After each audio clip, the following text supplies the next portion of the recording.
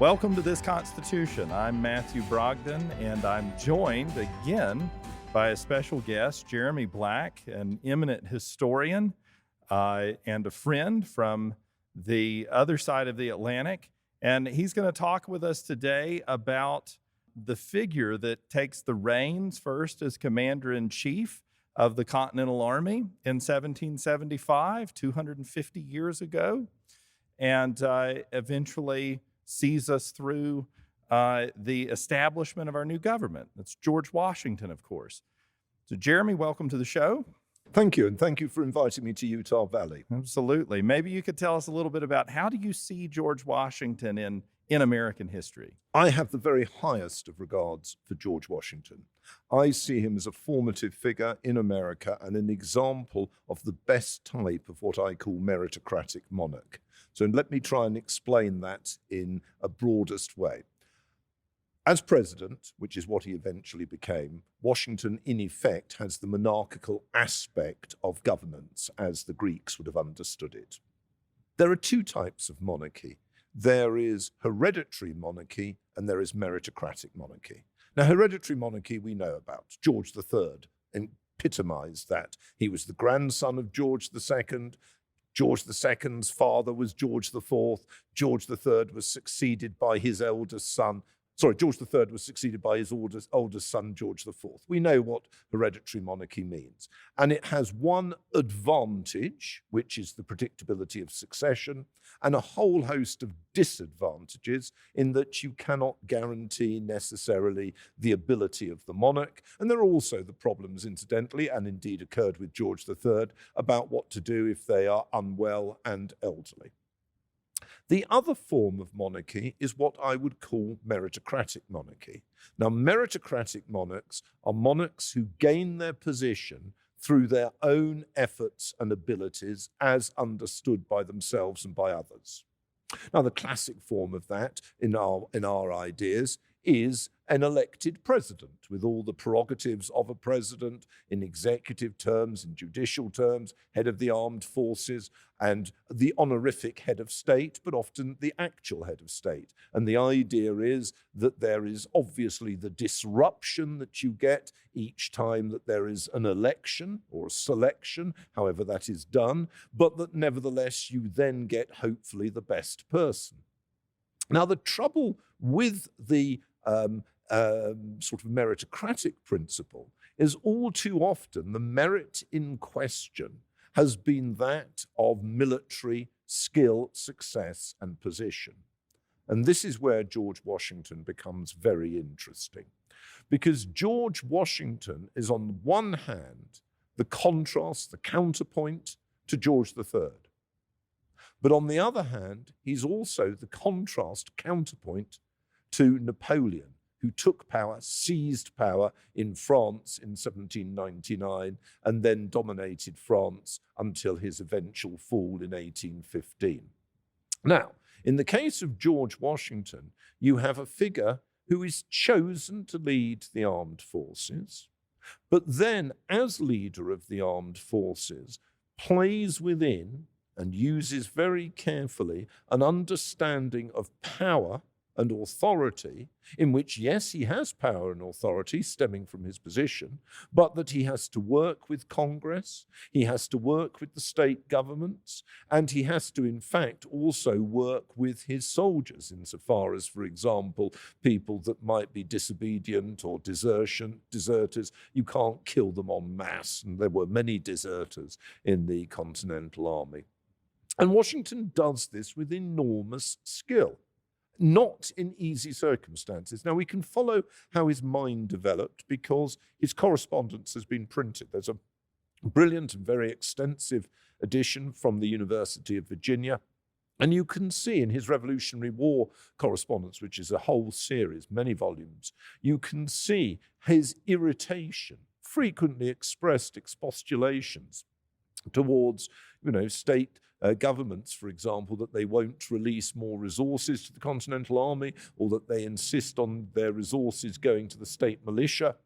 And the state militia is often, following, shall we say, a slightly different trajectory of priorities.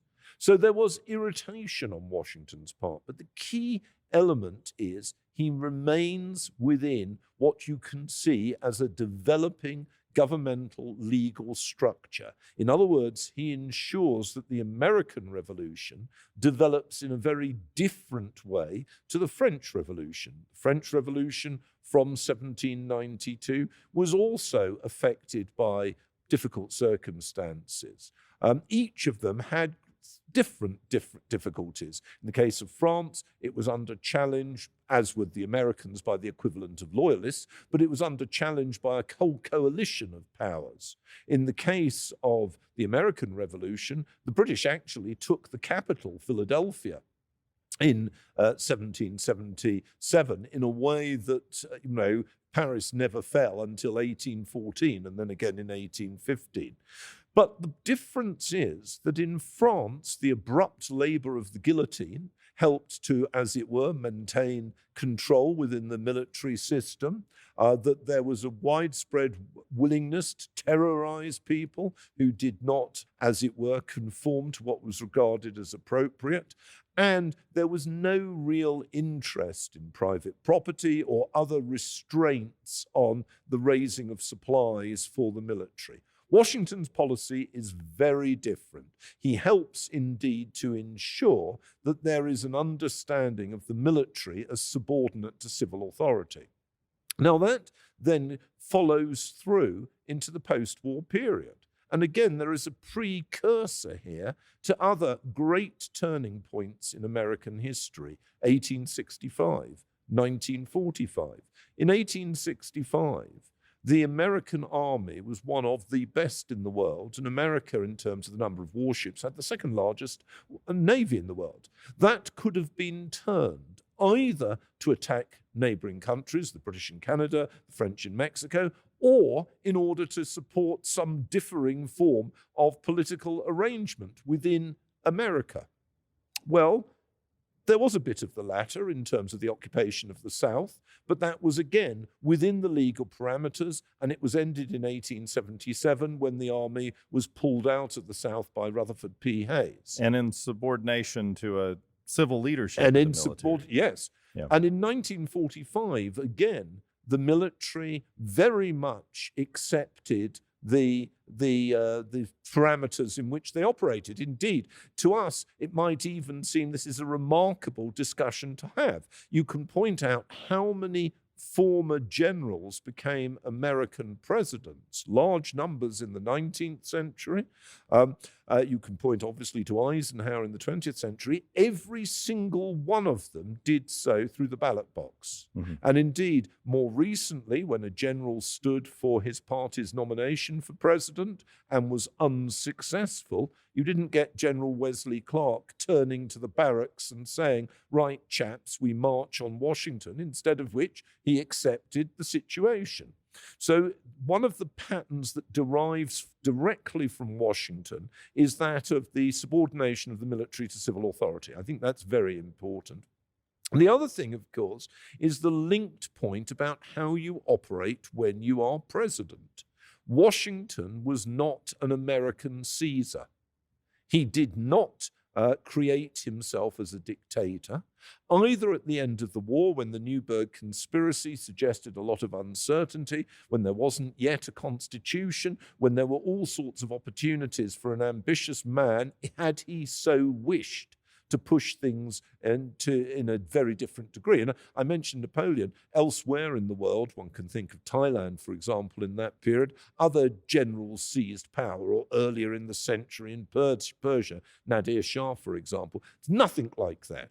But also, when he becomes president, he does so within the new constitutional method, and he then allows the constitution to develop in a way that does not expand his power to, as it were, turn himself into some sort of a, monarchical figure. The contrast, very interestingly, is with the last figure in the Anglosphere that had done that, which was Oliver Cromwell. Mm-hmm. Oliver Cromwell had become, he wasn't initially, he'd become the head of the armed forces of the parliamentary, having been a great general in the First and Second English Civil Wars, having taken part in the conquest of Scotland and Ireland. He was in a position to be not only head of the armed forces, but in 1653 to suspend Parliament and turn himself into Lord Protector. Now, what does Cromwell do?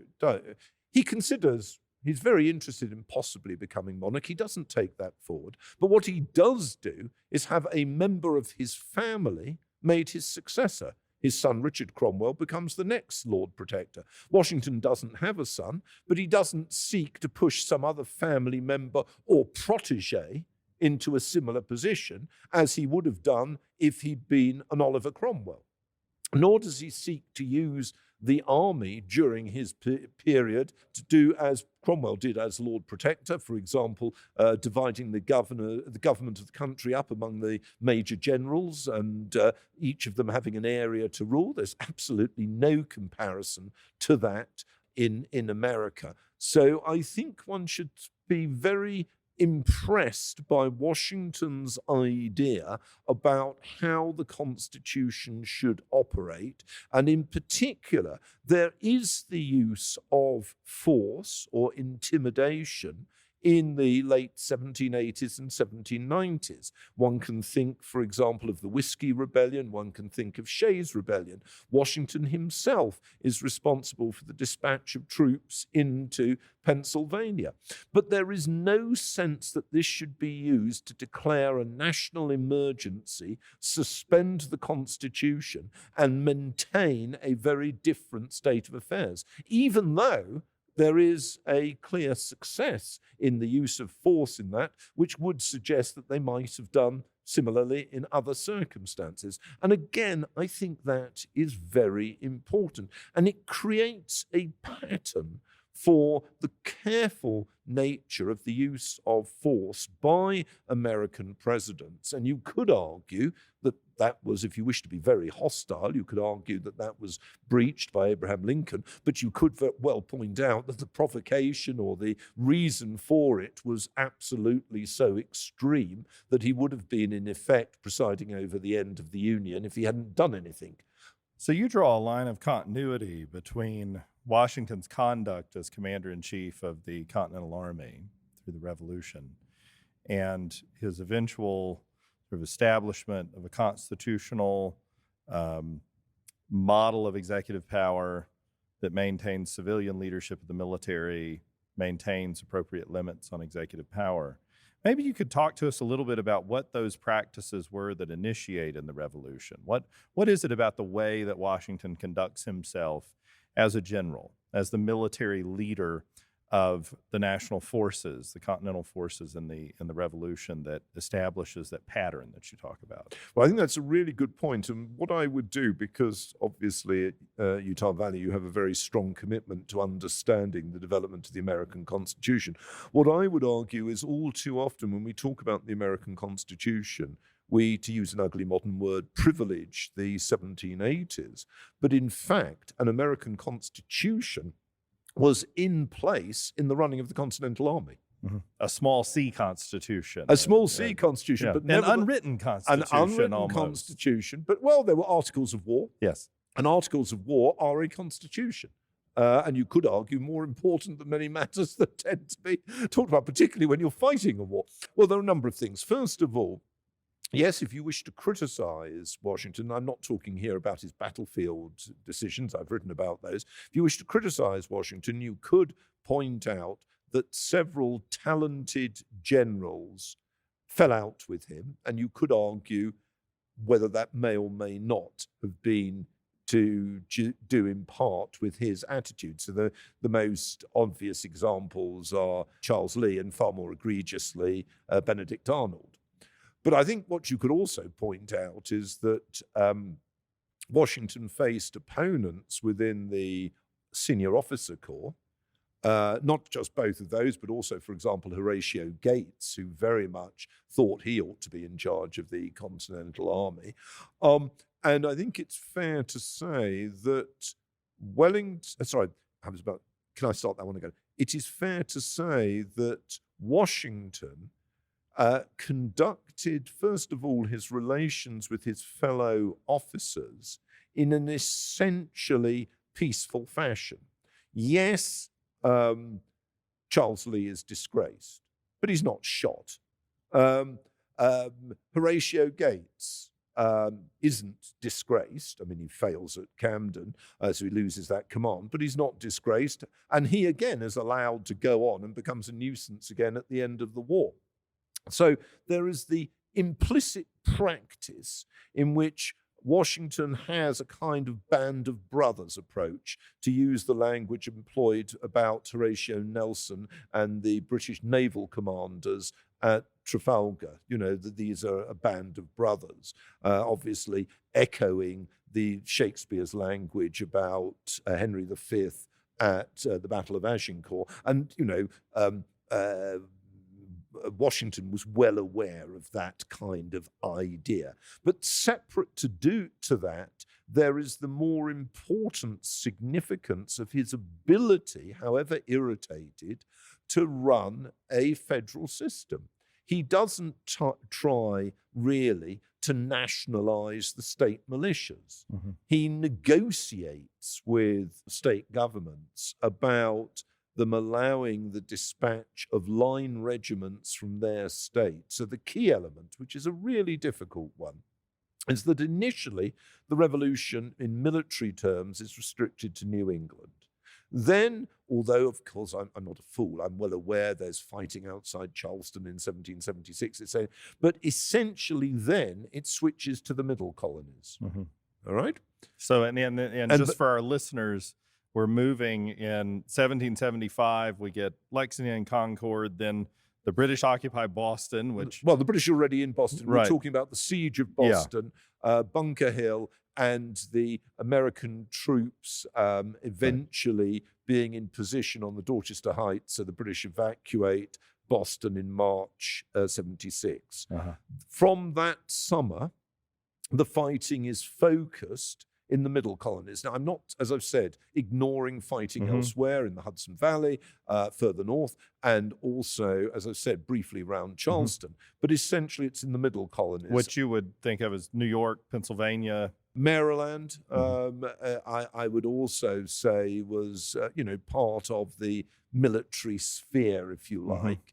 And New Jersey, of course. And New Jersey, very much. But then, of course, you get the war developing in the South, and the British followed what they call as the Southern strategy. So they established themselves in Savannah at the very end of 78. They attempt unsuccessfully to advance on Charleston in 79. They advance on Charleston and successfully seize it in 80, and they try and exploit that in 81. Now, what that then means is that Washington has to persuade state authorities in the North to provide resources which will be entirely spent in the South and used in the South. That is a formidable task, and it speaks a lot to his political skills that he's able to do that. It's also remarkable that he's having to do that when one would think Congress would be negotiating this, where there are representatives of these states. Yes, but so much hinges on Washington's leadership, a unified, you started out talking about meritocratic monarchy in a way, the monarchical principle here of some unifying figure having to negotiate this. Yes, but one of the things to bear in mind is whatever Congress may or may not decide, the line regiments in the Continental Army, Washington has to persuade them not to desert. So it's northern regiments to the south, and it's also middle colony regiments to the south. And that happens. And if you look at a battle like Guilford Courthouse in 81, there are a lot of troops from further north, and they take heavy casualties. So I think it's fair to say that this would have been extraordinarily difficult without Washington. The very operational moves of the Yorktown campaign later in 81, the movement of troops to concentrate them round Yorktown, is in fact a movement of troops across state boundaries. And it's, you know, I can't help it goes pointing out seamlessly. Too, that among those northern regiments, you actually have among them the free black regiment, like the Massachusetts 54th, that are fighting in the American South during the Yes. war, which is sort of an amplification of this point that you've got people coming from one part of the Union that seem to owe nothing to the place that they're fighting for. Yes, and I think you could argue that America is born in the crucible of war. Mm-hmm. And literally born in the crucible of war, because that defines the boundaries of America. Mm-hmm. So that, for example, it doesn't include Canada because the Americans have failed there. It doesn't include the Floridas because West Florida has been captured by the Spaniards, and they, in the peace terms, are able to gain East Florida as well. But, if you're excluding that, you're talking about a state, a community, a political community forged in the crucible of war, which then has to determine what the federal principle means in terms of the running of a government after the war, in terms of a constitution, and what the liberties enunciated principally in the Declaration of Independence, but not only in that, are going to mean in terms of a new political culture. Now, it's not only the case, you correctly talk about the role of Congress, but it's not only the case that it is the military that has been a definition, because so many men have been rotated through the military, particularly if you include the state militias, as well as local volunteers, as well as the Continental Army, so that for most American men who had fought, they had actually had to consider that fighting might mean operating outside the bandwidth of their local community. That was, I think, a very important element of what happened. And, in a sense, it's different to that of some other federal systems. Shall we think of the Swiss federal system, because there is a significant national army in the Continental Army, and not an overall reliance simply on, or largely on, state militia. So, interestingly enough, of course, this works for the army. It doesn't, for other reasons, work for the navy. That isn't a model at all. And as you may know, in the late 1790s, during the naval confrontation with France, the quasi-war. The quasi-war, they have to raise the navy by subscription. They raise warships by subscription, a totally different pattern. And of course, the Democratic Republicans, Jefferson and co., never really invest psychologically in the navy to the extent that they invest in the army, which is very interesting. And again, I think there's a whole host of reasons for that, but I think, again, that in part is Washington's legacy. And it's worth thinking about this for a second. The British, after all, from whose political culture the Americans came, and against which they reacted, of course, but, from whom they came, for the British, the navy was the force of liberty. The army is not. The army is an autocracy. The army needs to be limited. We don't want a large army. We pass a Mutiny Act every year through Parliament in that period in order to ensure that the understanding that the army is subordinate to the legislature.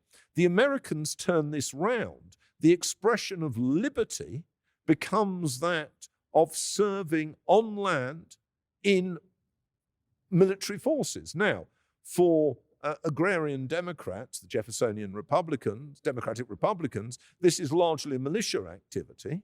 But there is still an understanding that you need an army, and that land service is part of being an American, which of course has gone to the present day with the zeal to shoot game and own guns and all the rest of it. And, whereas there isn't quite the same emotional commitment, shall we say, to the sea and to the idea of the Navy as a force and form of liberty. And I think, it's worth considering Washington's role. A whole host of factors play a part, but it's worth considering Washington's role in that. As a general, he is not an autocrat. That is very unusual for generals. In terms of his leadership of the army itself, the way that he assembles his band of brothers, as you call it. Yes, in terms of his leadership of the army, he is not an autocrat. Yes, he gives instructions and orders, but he is not an autocrat. And I think that he's not an autocrat by action, he's not an autocrat by temperament. And I think that's very important to American culture of the period. And it contrasts, as I said, very clearly with Napoleon. And is depicted so vividly in all of these works, either paintings or statues that are produced in the early Republic, of Washington depicted as an American Cincinnatus, as a Republican figure, hearkening back to a Roman Republican who would take up the power of what the Romans called dictator. It's quite a shocking term for us to use there, but conceived of as a person who would come to the aid of the Republic, save it from danger, and then return to private life. Yes. And lay down this kind of absolute power. And you see, to give you an example of the contrast, I've referred to Napoleon. Bear in mind, in 1814, when Napoleon falls, having been, abandoned by his marshals, having totally failed, he is allowed in the peace treaty to go off and be an enlightened monarch of Elba, a small place. Okay, it's a small place, but it's his, and, So what does he do? That's the equivalent of Cincinnatus, you might say. So what does he do? That doesn't work. As soon as he gets the chance, he goes back to France and becomes not king, of course, again, but emperor. Yeah. And, there is this, and then he has to be exiled all the way to St. Helena. There is no need to conceive of what an American equivalent of St. Helena might have been for George Washington. I think people are commonly aware that Washington writes a farewell address, of course, and retires after a second term of office and starts that convention, that custom in American politics of resigning after 2 terms as president until we constitutionalize it. What is probably less well known is that Washington wanted to retire after his first term. Yes. Had Madison prepare a first draft. Madison's in the House and oddly is becoming a sort of opponent of the administration. But Washington asked Madison to produce a first draft of a farewell address, which of course winds up in the desk drawer because he decides after people plead with him, he decides to run for a second term and serves, and then has to pull the draft out for Hamilton and even Jay to take a And it's worth, crack at. you're right, and it's worth bearing in mind the problem that arises after the second president.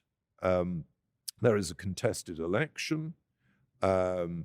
Jefferson and his supporters initially think that they are going to be cheated. And, there is discussion in Virginia of raising troops to contest it. Now, fortunately for America, a civil war is avoided in 1801. But it's worth bearing in mind, again, one needs to remember that Washington, as it were, operated the political system with a way that was careful of others to an extent that is unusual.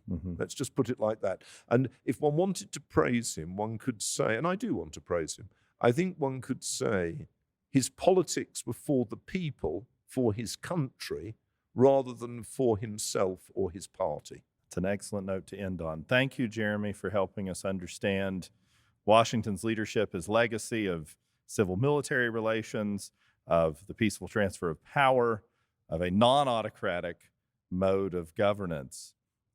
We appreciate you joining us today. Well, thank you very much. I'm delighted to be at Utah Valley, and I hope you'll invite me again.